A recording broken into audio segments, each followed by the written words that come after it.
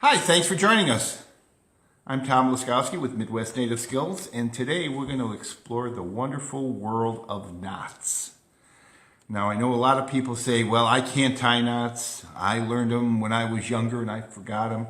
Well, I have some tricks and tips that'll not only help you remember them, but help you teach others knots.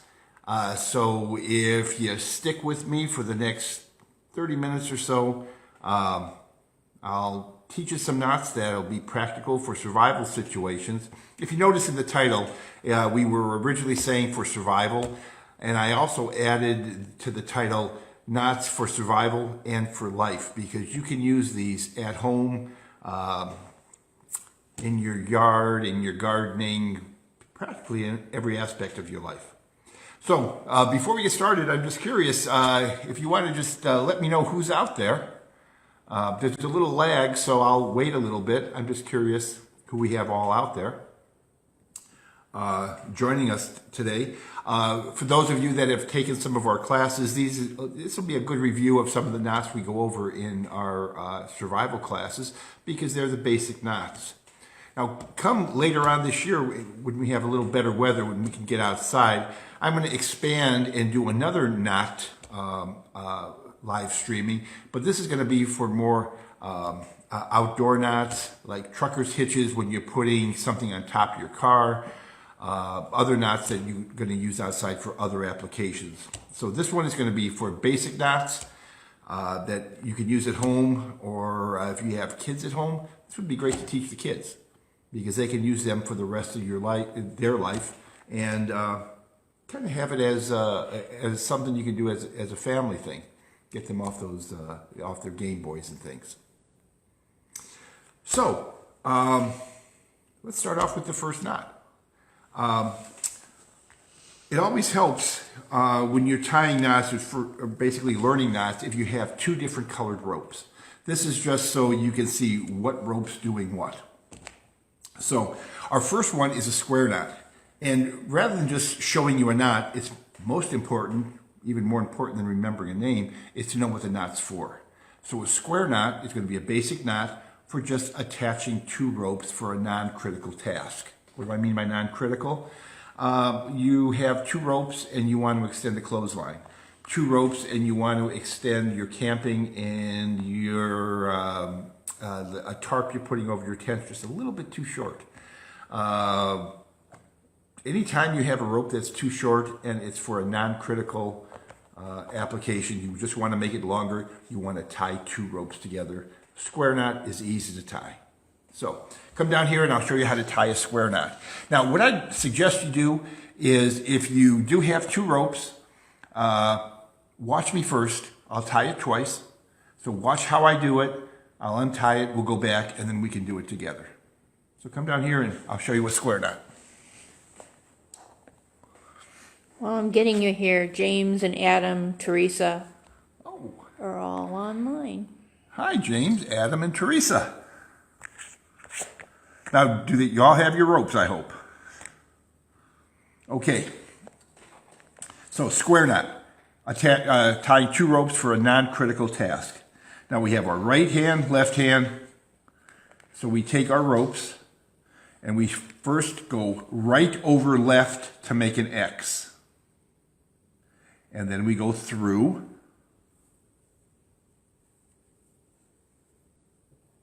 And then we take the left, go over the right, and we made a hole there in the center, and we go through that hole and tighten it. And that's what a square knot looks like. So I'll untie it, and we'll do it again. Two ropes. You take the right over the left to make an X, and go through.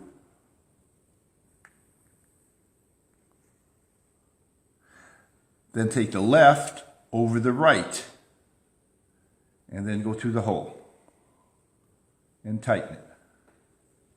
And there you have a square knot for a non-critical thing. So it's important that you go right over left and left over right. Now, if you make a mistake and do it the same way twice, go right over left and right over left again, that is called a granny knot. They tend to tumble and they're not very secure. So that's a square knot. Now, if we were to go into another situation where it's critical, and let's go to the extreme, you have to rappel down the side of a big cliff and your rope's too short. Now that's critical because if you tie two ropes together and it comes apart, you could fall to your death. So you want these ropes to be really tight. I would not recommend a square knot. You're going to want something a lot stronger, tighter to make sure it's not going to come apart. For that, we're going to tie what's called a fisherman's knot. So the fisherman's knot is basically we're going to tie two knots with the other ropes going through it, and they're going to slide on each other, and they're going to hit together, and when they hit together, they're not going to get past each other. Sounds complicated, but it's not. Come down here and I'll show you. Okay, we have two ropes. These are the two we want to tie together. Again, watch me first, and then we'll tie it together. We take one of the ropes and we tie, you can call this an ordinary knot. A lot of people call this an overhand knot, but it's just you make a loop and go through, but don't tighten this one yet before you put this rope through it. And now tighten up that first knot. That's the first step. Now, you take this one that you put through there, it's just sliding through it. It'll slide right out if you don't do anything with it. But what we're going to do with this one, we're going to go down behind this rope,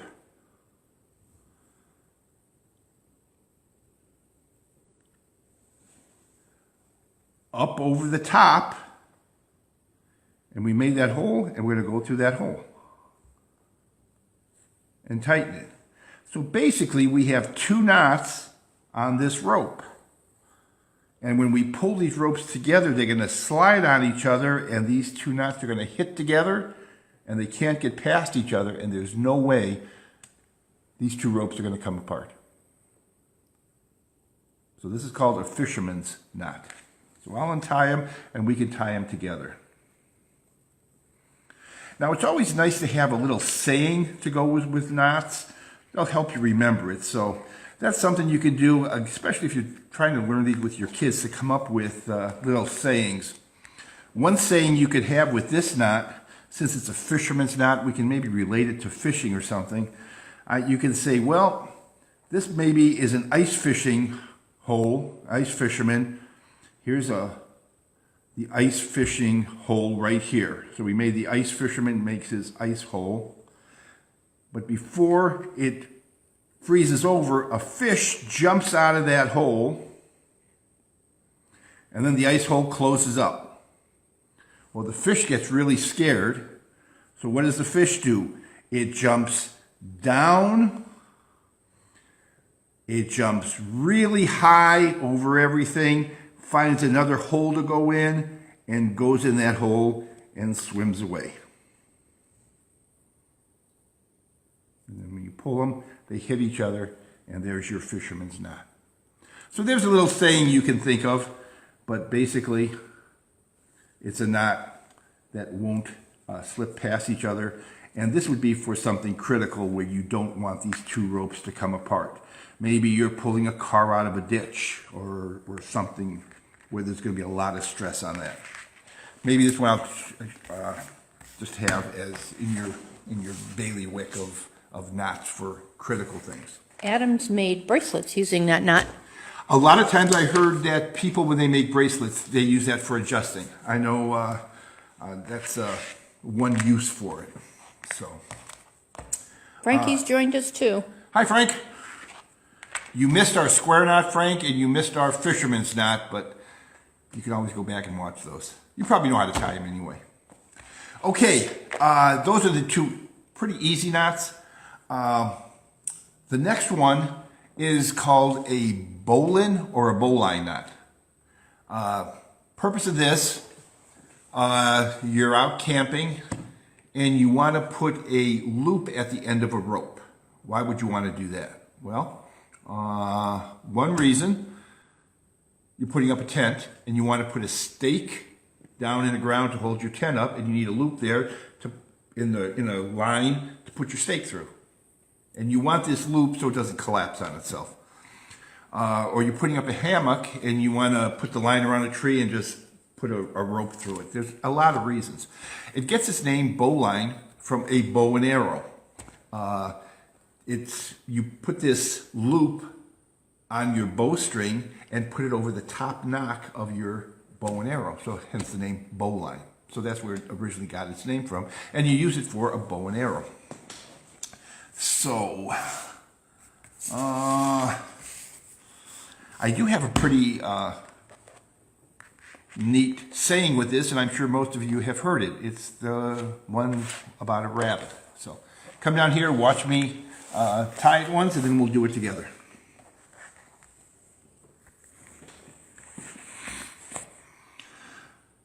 So this is, first of all, before we start it, we make the number 6. So you take your rope and just make the number 6. You see the 6 here? So now, how would you write a 6? You would do it like this. So this part of the 6 is over the down part. So this part, you make a 6, so it's like this. That's how you would make your 6. Okay. At this point, this part going up would be your tree. Imagine that. This is the rabbit hole, and this down here is your rabbit. The critical part of this is you put your little pinky here. This is where your loop is going to be. So you can make your rabbit hole small because rabbit holes aren't that big. So I like to make my rabbit hole relatively small. I'll just put this here so you can see because the tree grows up. This is just for illustration. So we put my pinky down here. The rabbit pops out of his hole, goes around the back of the tree, and then he runs back into the hole he came out of, right down in here. He runs back into that hole, and you just tighten that up. Get my hands out of there, and that's a bowline or bowline. Same knot, different pronunciation. I'll untie it and let's try it. We can do it together.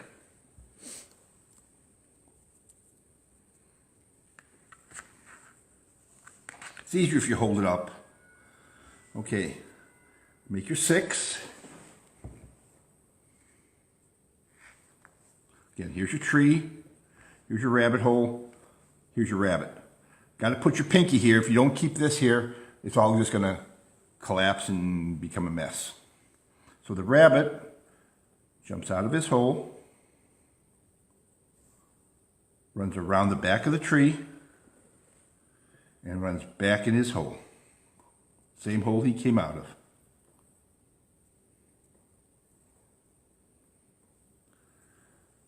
And now we just... I usually use my teeth for this. And then you can tell you did it right. If you pull on this, the loop does not collapse on itself. So Tammy just practiced the fisherman's knot and got it. Congratulations, Tammy. Doesn't it feel good when you do a knot and get it? Come back down here, Cheryl. I'll show them. For those of you that want the advanced class on the bowline, some people say, well, what if you want to tie this bowline around something? Because we made it, this loop, to put something through. What if I wanted to tie it around a post or something? That's pretty easy. All you do, say we want to tie it around this right here. What you do, you make your 6. Now go around your post, make your 6. Go around the post you want to try it. This post is going to serve as our pinky. Now you do the same thing. Our rabbit comes out of his hole, around the back of the tree, and into his hole, and you just tighten it up, and there's your bowline around this. So it's really a lot easier if you do it around something, especially if this was a post, say a fence post, where you couldn't loop this around and you wanted to tie it. So you can tie it around something, it's easy, or you can tie it freestanding. But that's your bowline. Again, if somebody wants me to go back through these or have a question on these, write in, because we are monitoring our Facebook Live. So that's the bowline.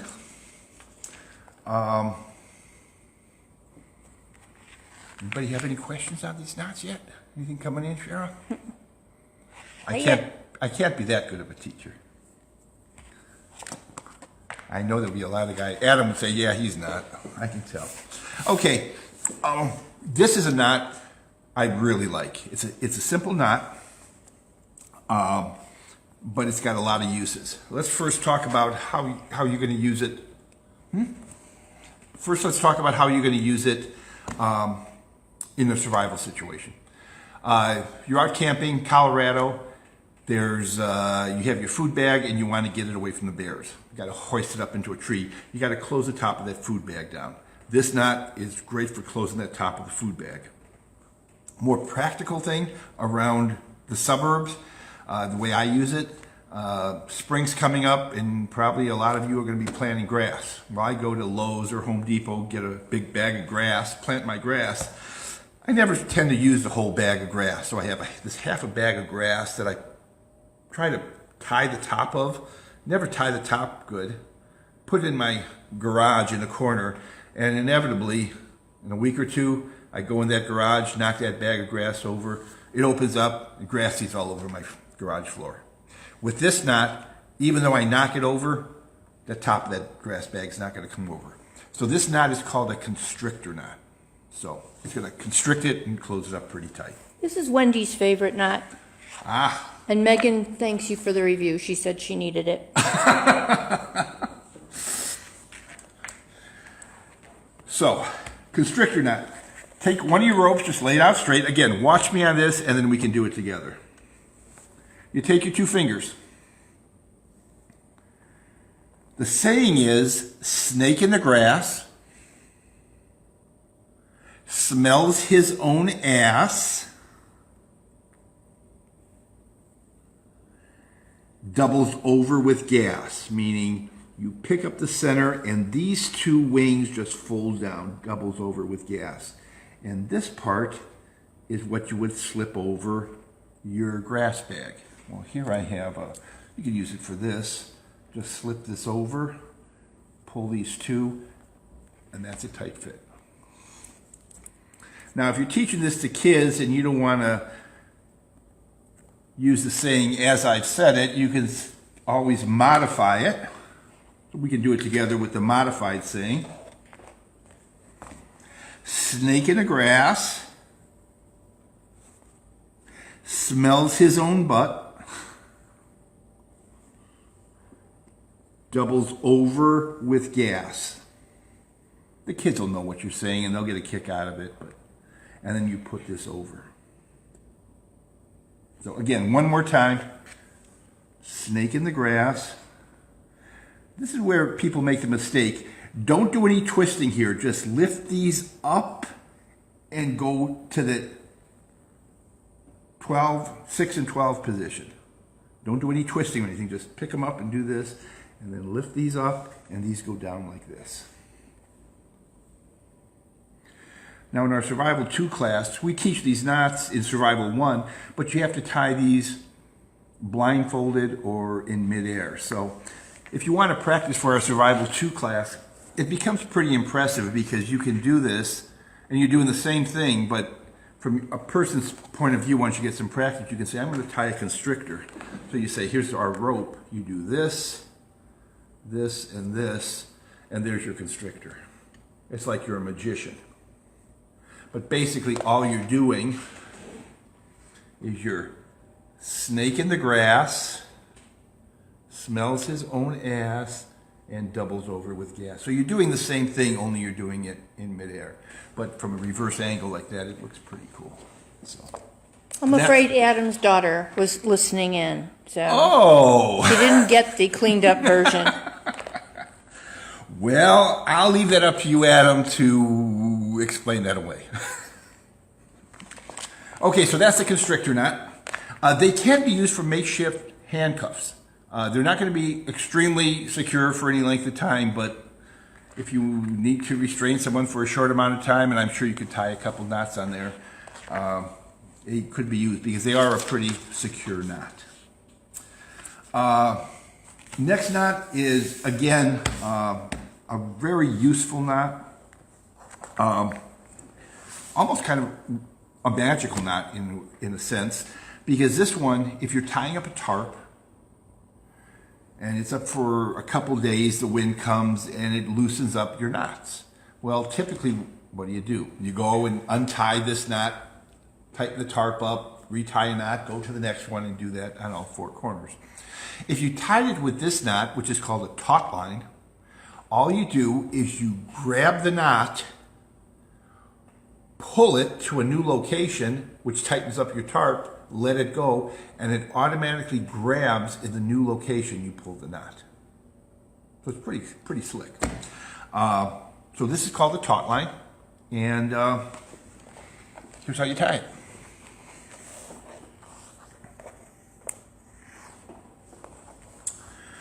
Okay, you have your rope here. I don't really have a saying for this one, but if you come up with one, please email it to me. I've been looking for about 10 years for a saying for this. We start out like this, with kind of a loop.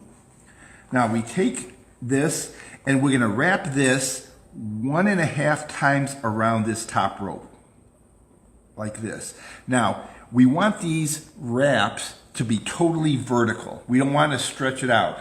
Neatness counts on this knot. So we're going to take this, wrap it 1.5 times. So we're going to go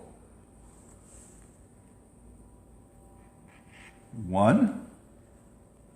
That's 1.5. I'm going to make sure that it's nice and vertical. Now we go over to this back side. If you want to think of a song, maybe you could think of the old Thanksgiving song, Over the River Through the Woods to Grandmother's house. So we went over and we're crossing over the river to this side. Now we're going to go under. And now you see that hole right there? We're going to put that in right through that hole and we're done. We just have to get all the slack out. So we're going to put this through here.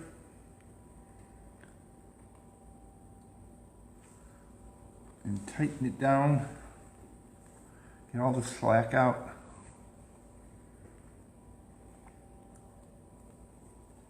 Again, here's where I use my teeth, but this is what the taut line looks like. So your knot should look like that. You get a close shot of that? Mm-hmm. So when you pull on it, it grabs on the knot, but I can move this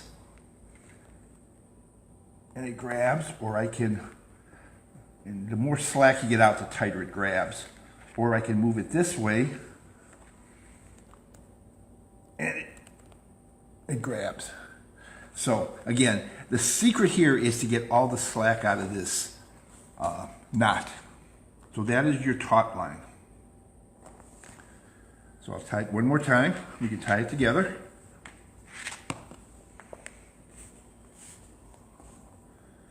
Like this. We go 1.5 times. Neatness counts, so we want to make sure these are all vertical. 1, 2.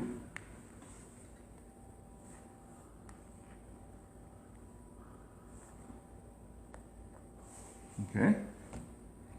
Now we're going to go over to this side. We're going to go under now. We have this hole here, and we're going to tuck this one in there. And now we're just going to take the slack out.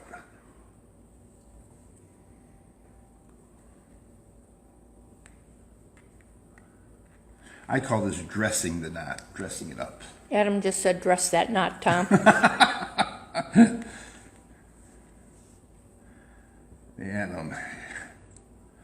Adam knows me well. And there's your taut line.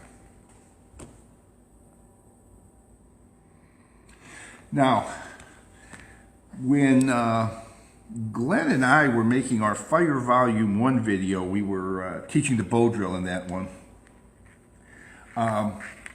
One of the problems, and I'm sure most of you will vouch for this that have tried the bow drill, one of the most aggravating things is getting the tension right on the bow drill when you're adjusting the tension on the spindle.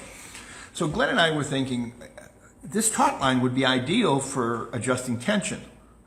And we tried it, and even though the taut line is a good knot and it holds quite a bit of tension, it's not quite grabby enough for a bow drill because there's an awful lot of tension on that spindle. So we got thinking, and I'm not sure who came up with it. Glenn tells me I came up with it, and I say Glenn came up with it, so we kind of split credit. But we came up with what we called a single line Prussic. And it's very much like a taut line, except we modified it and added one extra knot.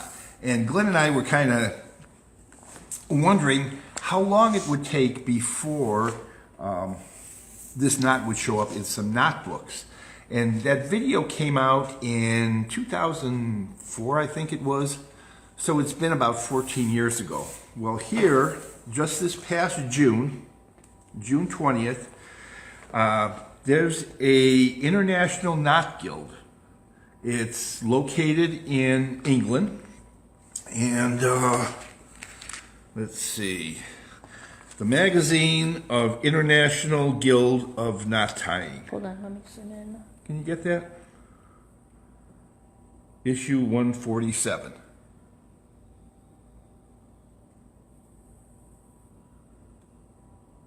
Okay. And then, sure enough, here is, and I'll just read, it's just a brief little thing. And this is me bragging a little bit, but how many times do you invent a knot that gets recognized by the International Knot Guild? And what they said here is, my good friend and fellow International Knot Guild, Bill Stanfield, sent me this blah blah, they go on. He got some resources from Midwest Native Skills, www.survival school, off their Fire Volume 1, and found a knot that neither of us or any of us at the Knot Guild have heard of. They claim to have invented it. And after an online search and our research through all of our knot data, we feel that their claim is justified. Here's how to make it, and they go on and how we actually tie this. So we officially have a knot accredited to Midwest Native Skills. So I'll show you how we tie our single line Prussic knot.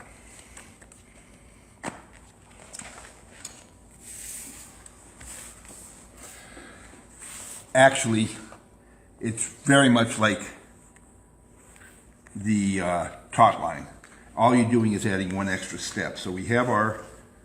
Can you make that smaller? What? The loop? The loop. Yeah. Okay. This is how we do our taut line. We do our 1.5 on this side. Right? I always said neatness counts, right? I said we go over to this back side. We go up and through this hole. That would be our taut line, right? Correct? But now what do? We go twice through this back side. So we have 2 on one side, 2 on the other. And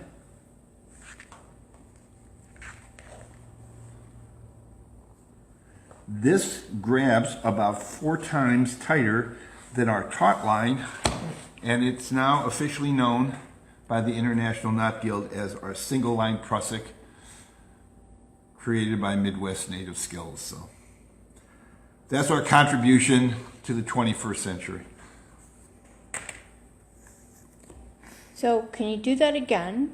Oh, sure. But can we try a different angle because your hand is in the way Okay, when you do your last my last one. loop?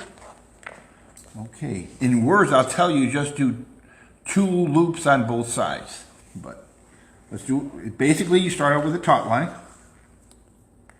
I'm doing the taut line. 1.5.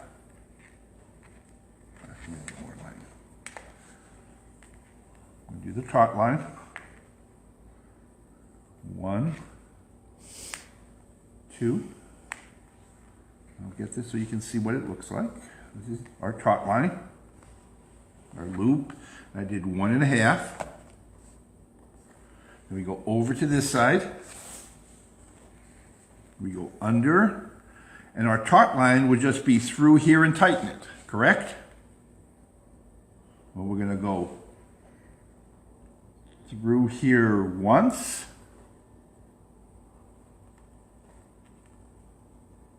and through here again.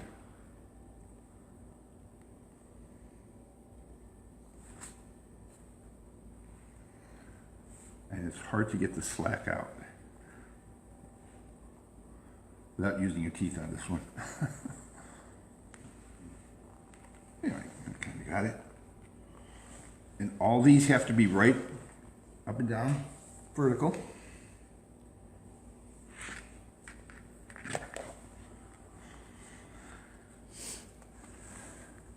And that's what the single line Prussic looks like.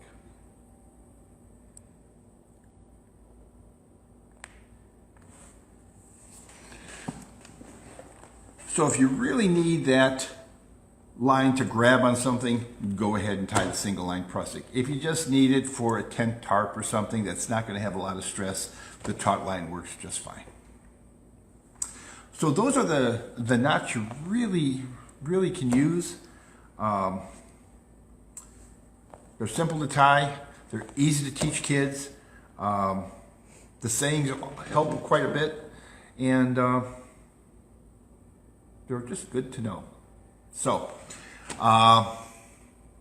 that's all I have today. Like I said, when the weather gets nice, we'll show you how to tie things onto the top of your car, like a Christmas tree, a mattress, and things like that, with a trucker's hitch and some other practical knots. We've been working on our YouTube channel. We have some videos up, and they're basically our Facebook Lives, only we've added quite a few extra things. We put a lot of narrative in there. We put some indexing in there. So if you saw like about our deep dive into knives, and maybe you have a friend that you think could benefit from it, give them our YouTube channel, which is Midwest Native Skills on YouTube, and they can use the index to go to a special spot or something if they're interested in a specific thing about the knives. So you can check that out, and we're constantly going to be posting all our Facebook Lives on there. Anything coming through? So Adam said you're the best survival instructor, hands down, and he would never go to anywhere else. Why, thank you, Adam. Angela said another well-explained, informative video. Oh my gosh. And You're making my head swell. James, great refresher. He needed that. Guys, I'm thinking this year to have a get-together somewhere centrally located, maybe a weekend camp out, where we get just you guys together, other students, and I'm trying to figure a central location. So if you have any ideas of a good place we can do this, I'm thinking maybe end of July-ish sometime. And I'm sure we can't pick a weekend where everybody can make it, but if we pick a weekend where if you want to bring a member of the family, husband, wife, girlfriend, boyfriend, significant other, whatever, kind of share experiences. It won't be a class per se. I'm sure there'll be some teaching going on. Just kind of a get together for a weekend. I'm just looking for a place we can do it. We can't do it at a state park, but they have a lot of rules and restrictions. Another place we could do it is Wildcat Hollow, that's south of Zanesville. It might be convenient for a lot of you around the Zanesville area, but maybe not for somebody like Adam living in the Toledo area. So if you have any ideas where we could have it someplace, send me an email or any suggestions about how we can do this. I'm open for suggestions, but that's on my radar for this year. If nothing else, thanks for joining for the knots. And again, I'm always looking for suggestions on what we can do for 2 Thursdays from now. So if you want to see something or hear something, send me an email.